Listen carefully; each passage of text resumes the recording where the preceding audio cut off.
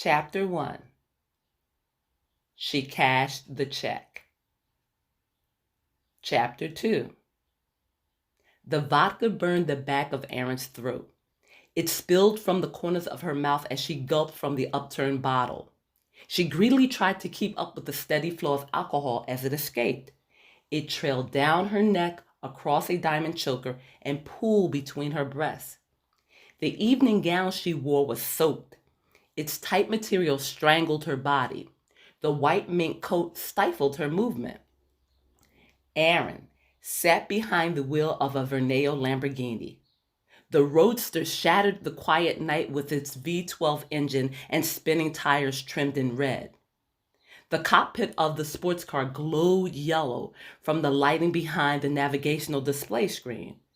The Verneo clocked its speed in kilometers, while its audio system decimated the winter night with Indian music. The foreign lyrics and strange beat created a remix of Bollywood rap and urban hip-hop. The Hindi rhymes and street stanzas fused together smoothly and spewed out a tale of addictive love. Erin turned the volume up even louder. The blaring music made her think of Murari.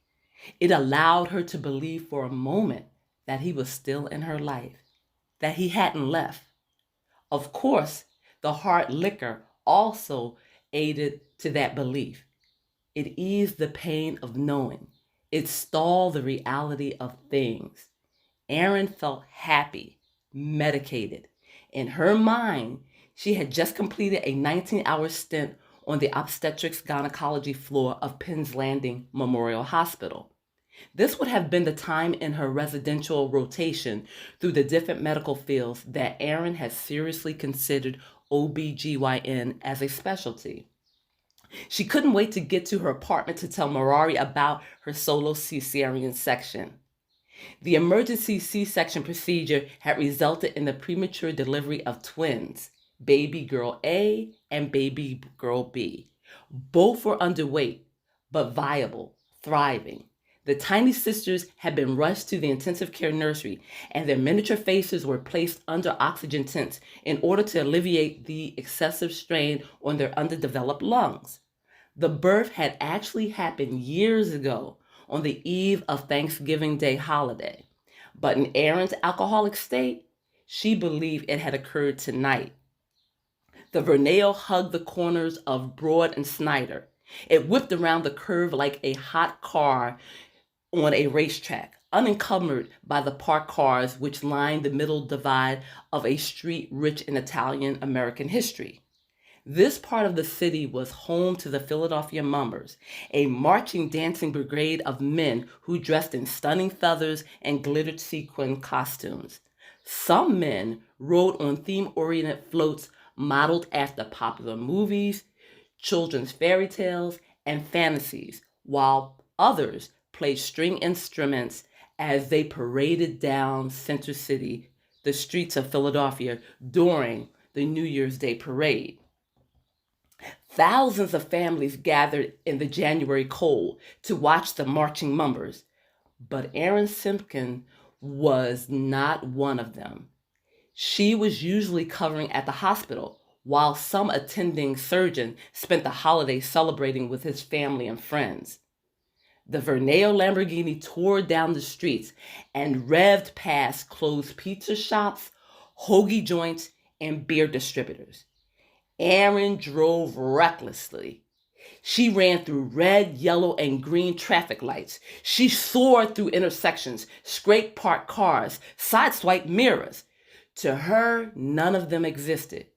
She used both lanes of the street, unaware of a double white line making its divide. The night was late, and most people were off the road.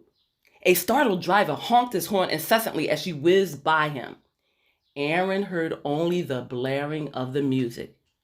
Then she hit something, and everything changed. The front of the car lifted. The Italian trade name and bull symbol glittered in the moonlight from the elevated hood of the luxury vehicle as the steering wheel slipped from under her control. The Veneo jumped a cemented curb and crossed a pavement. It tore through tall bushes and shrubbery. The alcoholic-induced images fled Erin's mind as she dropped the vodka bottle and a revelation hit her. She was going to die. Erin smashed down on the brakes. The car locked in position. It stopped. Erin heard an explosion. She felt a soft white cloud of fabric erupt in front of her. It cushioned her movement. The young surgeon's body jerked forward, but the seat belt restrained her. The motion soon reversed directions, and Erin felt herself being slammed back against the driver's seat. The accident was brief, seemed minor. It took no more than a few seconds. The damage was unclear. The airbag dissolved, and the powder residue of the explosion dissipated. The elegantly dressed woman released herself from the car harness with trembling hands.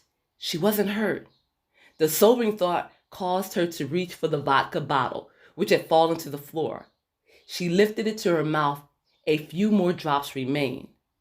Erin fumbled with the mechanism that elevated the driver's door. She also activated the passenger side. She needed cold air. She was burning up. Erin stumbled from the sports car. She felt the vodka bubbling in her stomach. She bent slightly when her stomach contracted, and she sensed the vomit racing past her throat. Erin's body pitched forward as she released the contents of her stomach. The wrenching of her abdominal muscles refused to stop until she heaved up everything. Erin's aim was impressive. Somehow, she had avoided making contact with the disgusting bile. She looked around and saw a house in the distance. She staggered toward it, but her feet tripped over something in the dark. Erin clutched the bottle as she fell to the ground. She suddenly felt the cold wind cutting through her wet gown. She pulled the enormously full coat around her body with one hand. It gave her warmth. She decided to remain where she was, to rest for a moment. She raised the bottle in her hand to her lips again, forgetting that it was empty. Thoughts of Marari came to her in the yard.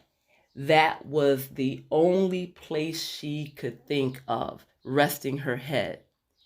She thought of him. Then she saw the headlights of her car. They seemed to spotlight the missed catastrophe. The blaring beams revealed all the things she had not hit. But Erin was aware of nothing. Her mind was focused on a charismatic Indian prince, on his lovemaking, on his hard, brutal kisses, on his demanding sexual appetite. The images seduced her, lured her into a wild and passionate dream.